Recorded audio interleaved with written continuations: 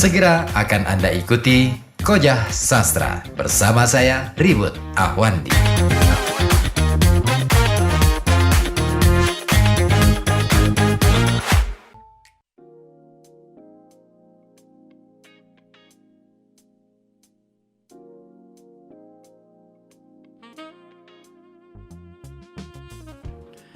Ya, menit ke-38, tinggalkan pukul 20 waktu Radio Kota Batik dan Anda masih menyimak Kojah Sastra bersama saya Ribut Ahwandi dan ada satu bintang tamu istimewa, Mas Bayu Baihaqi. Wah, keren. Ya, anak muda yang punya bakat luar biasa dan dia bergerak di bidang literasi ya. Wih, keren. Juga pers kampus. Oh iya, belum dinyalain mic-nya. Ya, oke. Nah, oke. Berbicara tentang sastra desa sebagai sebuah kekayaan, ada hal yang menarik juga bahwa dulu saya teringat sebuah artikel yang pernah ditulis oleh Gunawan Muhammad. Dia mengatakan bahwa sastra Indonesia ya adalah sastra yang terasing dari kebudayaannya. Kenapa bisa begitu? Karena perkembangan sastra pada waktu itu di era 80-an, bahkan sebelumnya, ini ada kecenderungan bahwa sastra Indonesia lahir justru bukan dari desa, tetapi sastra perkotaan.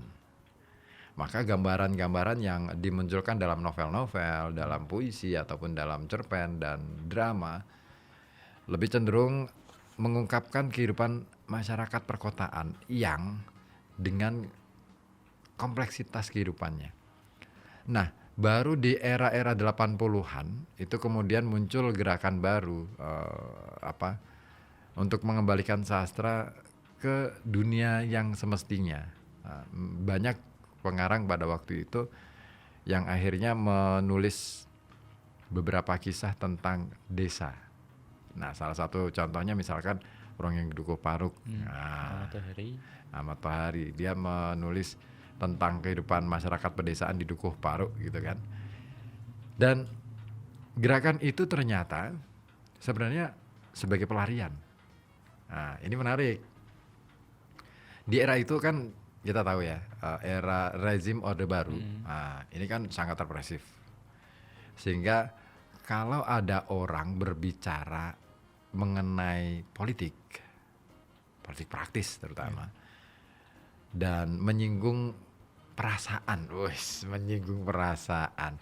menyinggung masalah kekuasaan secara vulgar, maka dia akan kena pasal, dia akan ditangkap dan mungkin nasibnya barangkali seperti salah satu penyair yang sampai hari ini nggak tahu di mana keberadaannya, Wiji Tukul misalnya. Ya. Nah, ini kan menarik ya.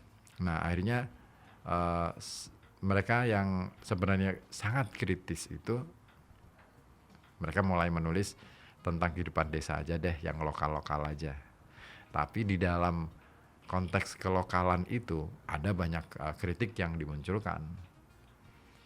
Rongeng Dukuh Paruk misalnya, dia mengungkap tentang bagaimana kemudian peristiwa 65.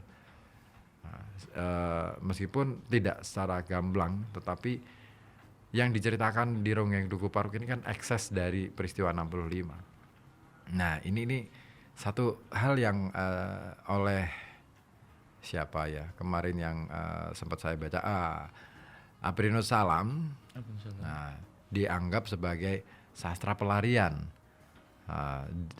Artinya pelarian adalah dia menghindari konflik langsung atau kontak langsung dengan politik kekuasaan, tetapi dengan cara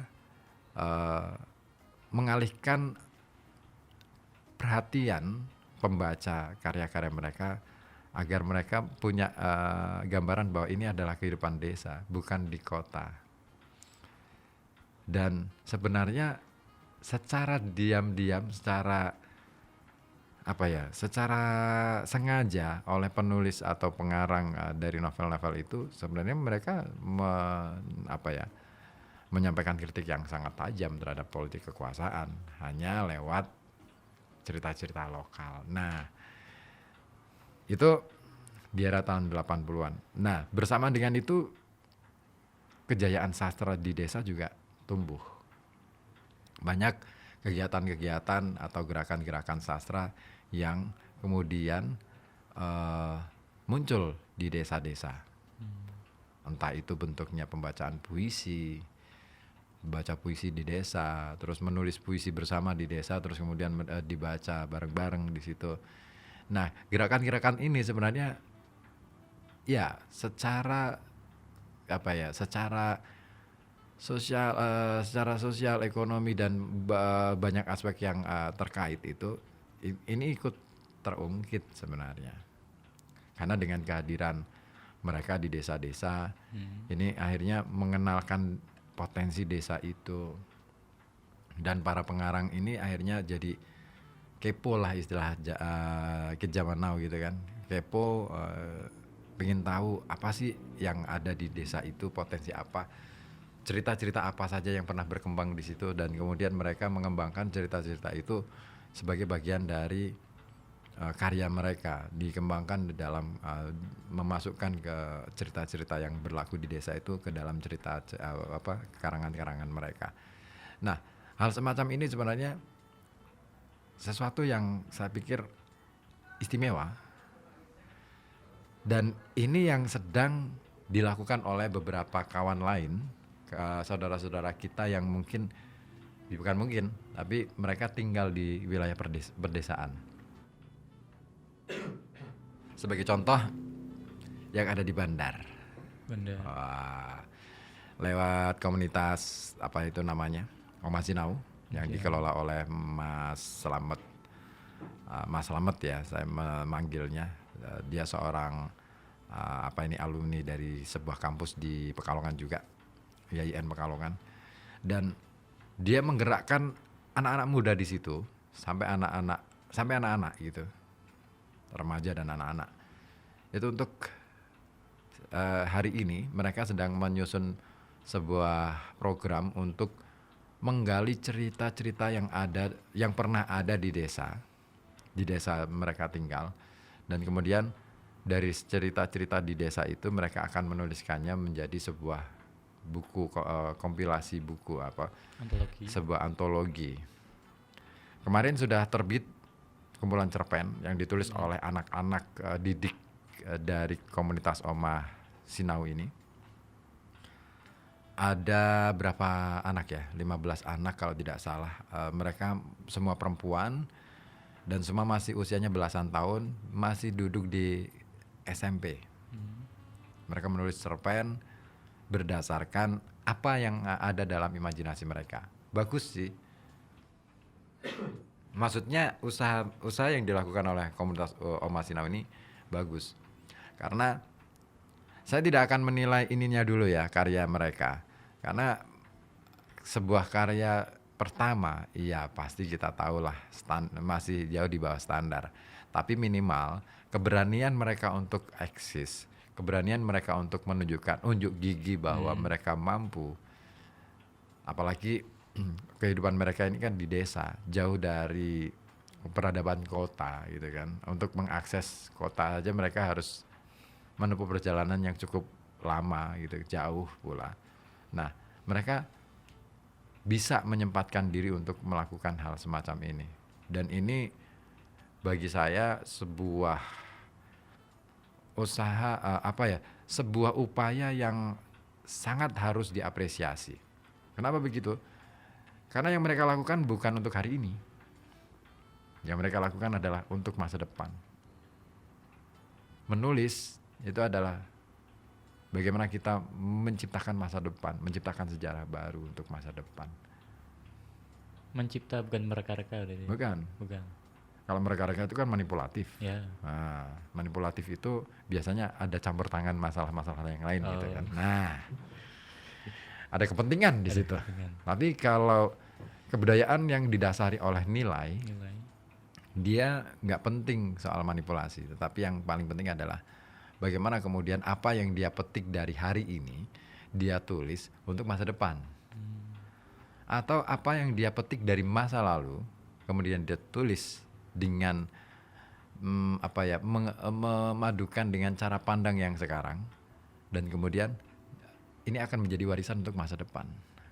Nah, itu kebudayaan dalam sisi nilai. Tapi kalau sejarah dalam sisi nilai, dia akan menjadi kebudayaan. Tetapi ya memang kebudayaan juga bisa diciptakan melalui jalur kekuasaan. Tetapi biasanya kalau sudah jalur kekuasaan ini cenderungnya menjadi manipulatif. Semuanya akan menjadi artifisial. Artifisial gitu. Pendapatmu? Saya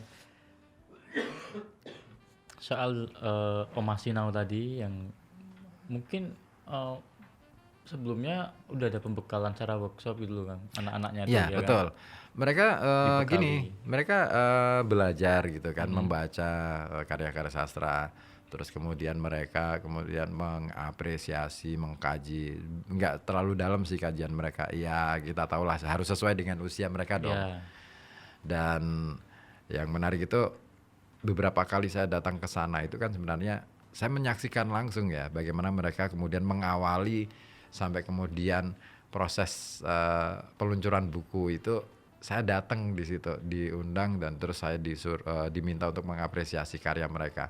Saya katakan bahwa saya tidak akan membuat kajian yang terlalu jelimet untuk sebuah penerbitan buku ini, tetapi yang saya lakukan pada waktu itu adalah ya cukup mengapresiasi usaha mereka bahwa mereka sudah berhasil mencetak sejarah baru untuk masa depan.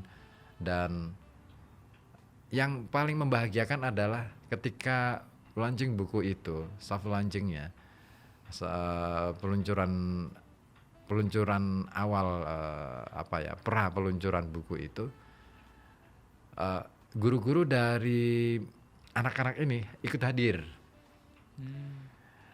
diundang untuk hadir dan mereka begitu bahagia gitu loh ketika melihat bahwa anak-anak didik mereka yang mereka setiap hari hadapi di sekolah ternyata bisa punya karya gitu loh.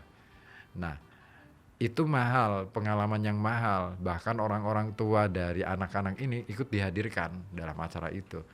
Dan itu mengharu biru betul.